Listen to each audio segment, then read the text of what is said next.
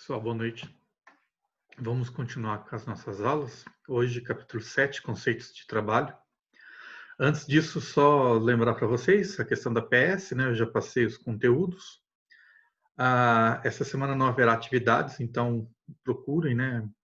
Rever aquilo que foi passado, os conteúdos da PS. Se vocês tiverem qualquer dúvida, me pergunte, tá? Estou à disposição de vocês. Essa aula não cai, mas ela é importante para fechar o assunto que nós viemos discutindo a respeito de trabalho. Então, nós vamos começar o seguinte. A ideia é conceituar o que é um mercado de trabalho, né? Então, ele vai dizer lá na página 183 que o mercado de trabalho ele é onde você consegue, é um espaço, né? Ele não precisa ser um espaço físico, mas ele é uma forma, um espaço social, onde você tem, ou onde o indivíduo vai buscar comprar ou vender, né, a sua força de trabalho. E o termo significa que as pessoas que entendem o que é o mercado de trabalho entendem o que é o mercado. O mercado, por exemplo, ele vem da origem de feira, o mercado mesmo de compra e venda de produto. Então, o mercado de trabalho é onde as pessoas compram e vendem o que? O seu trabalho. E isso significa um processo social que demanda uma ideia, né, que cria uma ideia de oferta e procura, né, de ter uma autorregulamentação de trocas de mercadoria, ou no caso o trabalho, e você tem que esse mercado de trabalho ele existe dentro dessa sociedade. Nesse capítulo a gente vai ter uma definição sobre o que é mercado primário e mercado secundário. O mercado de trabalho primário ele vai se dividir em independente e subordinado, mas o trabalho de mercado primário é o trabalho que demanda o quê? Uma alta especialização do trabalhador, e em troca ele paga uma alta remuneração e tem estabilidade no serviço, né? Então, esses seriam os principais cargos públicos e também os principais cargos em grandes empresas, né? Então, você tem uma alta especialização, remuneração extremamente alta e uma estabilidade também. O primário independente permite o trabalhador ter uma criatividade maior, ter uma autonomia maior sobre o trabalho da qual ele está realizando, e o subordinado ele tem uma rotina, ele tem que cumprir com aquilo que é cobrado dele. O mercado de trabalho secundário são os trabalhos de baixa remuneração, pouco prestígio social e a falta de segurança aí é a constante instabilidade no emprego, né? Então, quanto menor a especialização o trabalho exige, maior tende a ser a instabilidade que o trabalhador encontra nesse processo. Continuando, a gente tem já na 184 a teorização sobre o trabalho industrial, mas aqui numa ideia de como que ele vai ser organizado cientificamente. Mas no sentido de como que eu vou produzir ou como que eu vou otimizar a mão de obra do trabalhador, diferente da concepção de Marx. Então, o que a gente tem que lembrar aqui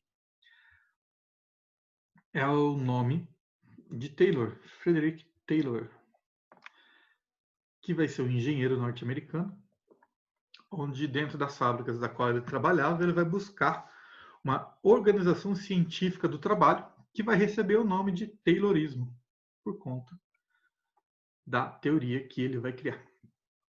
Qual que é a ideia do Taylor? Eu preciso racionalizar o tempo da atividade produtiva. Então, qual que é a ideia aqui? Tá? Ele vai pensar da seguinte forma. Para cada atividade dentro da fábrica ou dentro de uma, como eu posso dizer, dentro de uma linha de montagem, dentro de uma esfera de produção, o trabalhador ele demora tantos segundos ou minutos para realizar uma tarefa. Qual que é a ideia da racionalização do tempo do Taylor?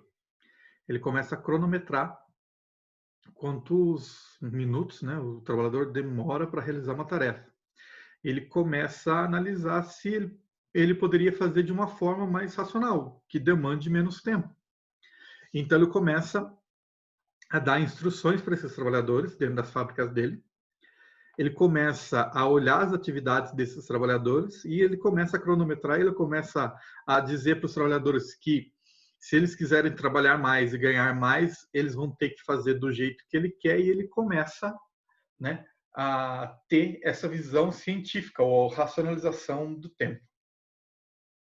Ele vai dizer que dentro de um trabalho industrial existe o trabalho ou a divisão horizontal, que é feita por pessoas, em sua maioria, sem especialização, de certa forma seria um tipo de formação, mas que demanda uma maior divisão do trabalho, então seria o trabalho braçal, e a divisão vertical, que seria as tarefas mais complexas, que seriam as administrativas, as que cabem aos engenheiros, as pessoas que ficam para fiscalizar e administrar esse trabalho. Para o Taylor, a ideia da administração científica é racionalizar o modo de produção. É isso, é fazer com que o trabalhador produza uma maior quantidade de mercadoria em menor tempo possível. Então, ele vai buscar criar o quê? Uma disciplina de trabalho. Então, você vai ter que seguir o que eu falo. Por quê? Porque eu estou vendo que você está perdendo tempo em determinada atividade e outra pessoa consegue fazer em menos tempo que você. Então, você começa, ele começa a cobrar isso dos trabalhadores da fábrica dele. E qual que é o estímulo que ele dá? Ele fala o seguinte: olha, se você trabalhar dessa forma, o seu salário vai ser maior. Só que ele não aumenta o salário dos trabalhadores. O que ele faz? Olha, se você produzir e bater essa meta, eu te dou um bônus de 10%. Então, ele não aumenta, mas o que ele faz? Todo mês, aquele trabalhador quer o bônus de 10%. Entendeu? Então, a ideia do Taylor é essa.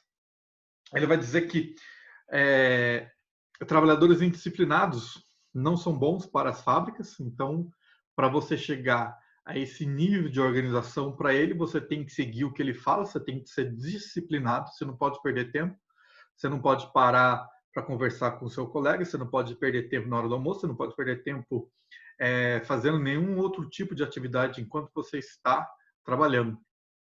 Tá? Então, qual que é a ideia dele? Disciplina.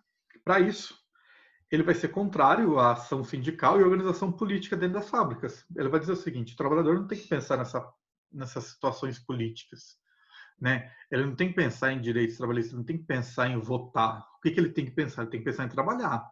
Então, qual que é a ideia? Você vai trabalhar aqui, você vai estar único e exclusivamente pensando no trabalho. Tanto que ele é contrário à organização sindical, ele é contrário à organização classista, ele é contrário a essas ações dos movimentos sociais e trabalhistas que vão surgindo desde a Revolução Industrial. E isso vai ser a marca do Taylorismo, né? Essa administração ou essa organização científica do trabalho. Continuando, a gente tem que, junto com o Taylor, nós vamos ter o Henry Ford, tá? Que vai ser o dono da Ford, que vai complementar o pensamento de Taylor e vai aplicar isso de forma brilhante na ideia do quê? Nas suas fábricas de automóveis, que vai ser a esteira de produção. Qual que é a ideia do Ford? Eu tenho que produzir carros baratos para que os meus trabalhadores possam comprar o meu carro. Então, eu tenho que dividir cada vez mais o trabalho, para o trabalho ficar barato e para o carro também ser barato. Então, eu tenho que ter uma complexa divisão do trabalho para que eu possa produzir em massa, né? Então, a ideia do Fordismo aqui é ter sempre produção em massa, um estoque de produto muito alto. Isso vai fazer com que haja uma divisão técnica em funções e ferramentas de trabalho, né? Se vocês, não sei se vocês já assistiram uma parte ou sabem do que eu estou falando, o filme do Charlie Chaplin, Tempos Modernos, né? A cena que passa na esteira lá, ele está apertando o parafuso e tem 2 ou 3 operários junto com ele e cada um faz uma parte, ele vai apertando o parafuso, tem uma hora que a chave enrosca para toda a produção. Então, qual que é a ideia? Então, você tem a esteira determinando o tempo da produção e o trabalhador vai se adaptar ali. Então, qual que é a ideia? Você juntou que a esteira ela produz essa racionalização do trabalho, né, que seria a parte do Taylor. E você tem que o trabalho vai ser especializado, né, mas no sentido de que o trabalhador só vai fazer uma parte desse trabalho. Porém, esse modelo ele fica vigente até a década de 1970, tá? Quando você tem uma crise econômica, que é a crise do petróleo de 1973, você tem que isso faz com que haja uma reestruturação produtiva e o modelo a ser adotado vai ser o modelo japonês, né? Que vai ser o modelo da Toyota, ou toyotismo.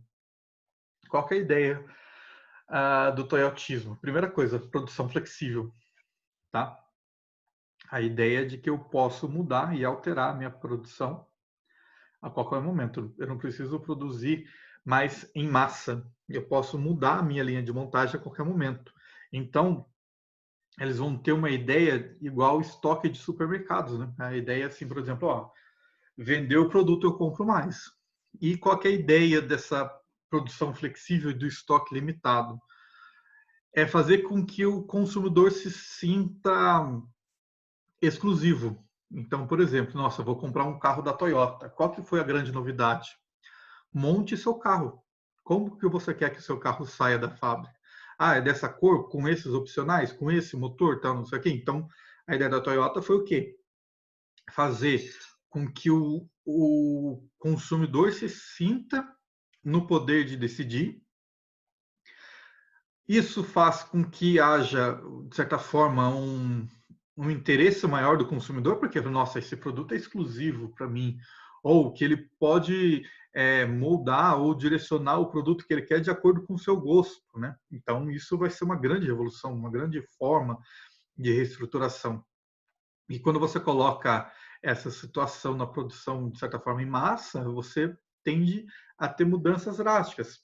Exemplo, uma das funções ou uma das mudanças do toyotismo é a terceirização da mão de obra. Então, por exemplo, a Toyota, ela produz carros, mas ela não vai produzir mais peças. O que ela faz? Olha, beleza, eu te vendi o carro. Agora, para você comprar a peça, para você arrumar seu carro, outras empresas vão o quê? Produzir essa peça, certo? Ah, mas essa empresa, ela produz um tipo de peça. Beleza, então vai ter outros que vão produzir outros tipos de peça. Então, você começa a terceirizar a produção. Seja daquilo que você precisa, ou seja, dentro da sua própria empresa. Então, por exemplo, eu posso ter empregados que trabalhem na Toyota, mas elas trabalham por uma empresa que atua dentro da Toyota. Então, eu contratei a empresa que administra um grupo X de empregados.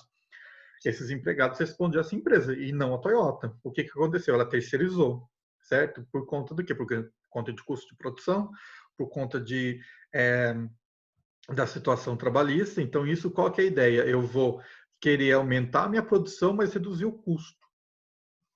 Além disso, aquele trabalhador totalmente especializado em uma única função, ele perde o seu valor, né? Ele não tem mais como manter-se no emprego, ele não tem como mais manter-se na situação em busca de mercado de trabalho. Por quê? Porque o toyotismo ele demanda o quê? A multifuncionalidade do trabalhador. O que é isso? Você tem que, quando você entra no emprego, você não está mais focado em um único serviço. Você tem que estar pronto para realizar vários, tá? E uma novidade fundamental para o toyotismo, tá? Que não existia e que não tem nem no Fordismo e nem no Taylorismo é considerar o trabalhador ou a condição humana desse trabalhador ou a melhoria contínua, Kaizen, não sei se assim se fala, mas vamos deixar por assim, que é a cultura organizacional ou uma ideia é o seguinte: pequenas ações de melhoria e de trato com o empregado faz com que ele se sinta feliz e que isso aumente a produção dele. Isso depois vai se tornar uma pesquisa, né? Que, por exemplo, alternar a rotina aumenta a produtividade e o rendimento. tá? Então, hoje, existem empresas que, por exemplo, que fornecem dentro da própria empresa momentos de recreação, momentos de jogos, momentos de que o trabalhador pode descansar, momentos de filme, de outros tipos de atividades que não trabalham. Mas por quê? Porque eles começaram a perceber o seguinte: quando você começa a tratar o lado humano, aquela pessoa que se desgastou totalmente durante horas trabalhando numa linha de montagem, o que, que ela faz? Ela vai se sentir valorizada. Isso para a indústria, para a empresa, ela não custa nada, né? Como se diz, é uma mínima parte do lucro e do valor de produtos que ela produz, mas que o retorno é muito maior por conta dessa ideia do aumento da produtividade, por conta que as pessoas vão se sentir valorizadas e elas vão querer demonstrar isso onde? Na relação de trabalho, né? Que é o chamado aqui de fator humano. Para fechar o capítulo, a gente tem a ideia de que na cultura, na função ou na visão oh, caramba, travou. Desculpem aí. Não foi a intenção do funcionalismo e da sociologia estrutural, que eu não vou conseguir falar o termo agora, senão eu vou travar de novo, mas até o final do vídeo eu lembro. A ideia do Talcott Parsons é a ideia seguinte: ele vai dividir a sociedade em burocrata e profissional. Ele vai dizer que existem dois grandes grupos de profissionais. Ele vai dizer que o burocrata ele está em função da sociedade para organizar e administrar, enquanto o profissional ele é o detentor de saber específico da ciência, da educação. Então é ele que vai produzir esse tipo de conhecimento. E que a ação desses dois indivíduos é uma prestação de serviço para a comunidade, né? Para a sociedade, desculpe. Então, a atividade profissional desses dois grupos, eles estão aí para prestar o serviço a essa sociedade. Conforme o século XX vai passando, você vai criando grandes unidades de produção, grandes organizações, grandes escritórios, grandes multinacionais, tá? E a gente vai ter uma discussão a respeito da função da burocracia, né? O Max Weber ele vai defender, né, na sua concepção sociológica, que o Estado racional, né, que o Estado ele parte de uma questão racional e que a organização burocrática do Estado ela serve para simplificar e evitar algum tipo de corrupção ou perca de processos. O que é isso? Então, para cada ação que você faz, você tem que ter o quê? Uma documentação, você tem que ter uma especificação dessa função, você tem que ter toda uma concepção da funcionalidade, né? E isso dentro das empresas também, a ideia de formulários, a ideia de papéis, de troca de informações, de relatório. Então, ele vai dizer o seguinte: olha, é lógico que ele não está analisando aí as empresas do século XX e nem do século XXI, mas ele está analisando o Estado do século XIX. E ele vai dizer que olha, a burocracia serve para que esse Estado ele seja funcional, né? Que ele evite a perda de processos e a corrupção. E isso só pode acontecer por conta da burocracia. Isso para o Weber, tá? Porém, no século XX, existem outros pensadores, outros sociólogos, um deles é o Merton, que vai dizer o seguinte: olha, a burocracia pode provocar paralisia do sistema, né? É tanto papel, é tanto formulário, é tanta coisa para se preencher que você começa a perder tempo fazendo isso e você deixa de trabalhar. E isso não é estimulante, né? Então, alguns setores, algumas interpretações vão dizer o seguinte, que a burocracia ela trava o sistema. Por quê? Porque ela não estimula o trabalho. Na verdade, ela trava porque ela é algo que vai desestimular a ação do trabalhador frente ao trabalho, certo? Então, lembrando que nessa semana não temos atividades. Estudem para PS. Qualquer dúvida, estou à disposição de vocês. Até mais.